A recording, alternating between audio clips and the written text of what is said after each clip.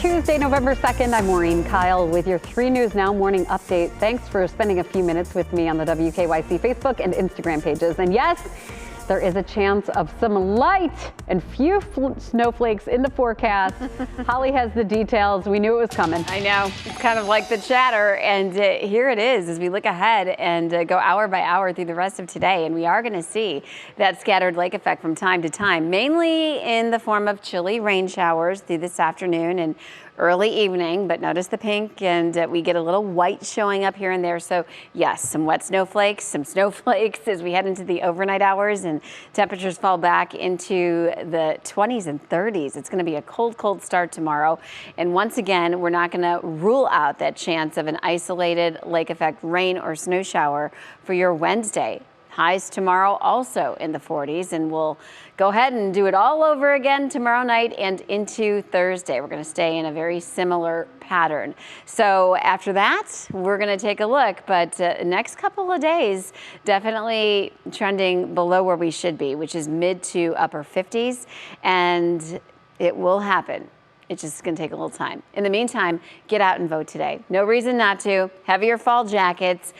40s for highs, and in between any lake effect shower, you are going to see some sunshine, typical lake effect weather, mixed clouds and sun. And then we talk very similar conditions through tomorrow and Thursday, as we mentioned, will be 40s for lows and only up to around 50 on Friday, but it's already an improvement. As we look ahead to the weekend, we really start to improve. And in fact, we'll end up seasonal to even above normal. Mostly sunny skies by Monday of next week. Maureen, highs closer to 60 degrees. Oh, it'll be perfect for getting outside. Holly, thank you. Well, today Cleveland gets the opportunity to elect a new mayor. It's a seat that Frank Jackson has held for the past 16 years. After today, it will belong to either Council President Kevin Kelly or Justin Bibb. Kelly, the City Council President with established ties in and out of City Hall, is looking to traditional Democratic voters in the city's far west side neighborhoods, known for strong voter turnout. On the east side, he's leaning on several council members, including primary opponent Bashir Jones, to blunt Bibb's support among black voters. Bibb is a business and nonprofit executive and has campaigned as the outsider. And with support for his more aggressive policies, he's attracted younger voters. But what counts today is voter turnout. It's got to be a citywide campaign. No candidate can win without showing up on both sides of town. I think we've been able to inspire new people to come and vote in this mayor's race, and the way we've been running our campaign speaks to that. You know, I started early in the early days of January. Is not expected to be more than 30%. Bibb has held the lead in the past studies and elections, but current undecided voters could be what decides today's race. Well, the people of Cleveland are also looking at what will happen tonight with Issue 24. This is the proposed amendment that would change how the city's police department operates, including the discipline of officers in the hands of a civilian-led board and commission. The commission members would be appointed by the mayor and city council, but ultimately approved by council. Well, for those going out to the polls today, a reminder that Cuyahoga County made changes to several voting locations. Registered voters in Brook Park, Cleveland, and North Royalton need to double check their locations. Letters have been sent to the more than 20,000 affected voters. You can also confirm your voting location on the Board of Elections website. Polls are open from 6:30 a.m. until 7:30 p.m. We will have your complete Election Day coverage all day long, and you can find a complete guide to Election Day up on WKYC.com as well as on our app.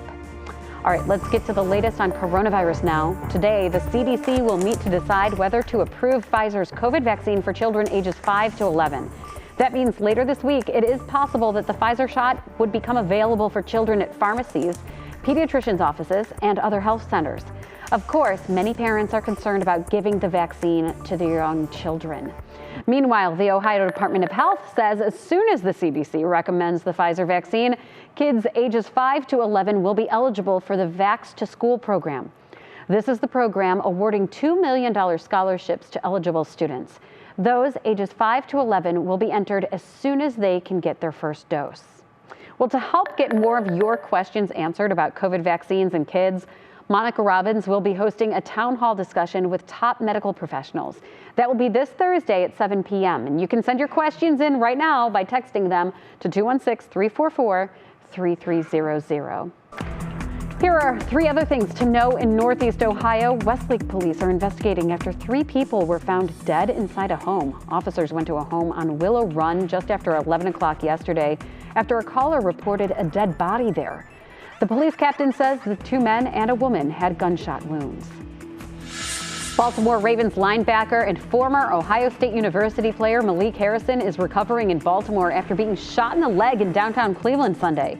A statement released by his team says he was struck by a stray bullet. Harrison was treated at a local hospital and was in touch with the Ravens team's doctors. The Ravens had a bye week this weekend.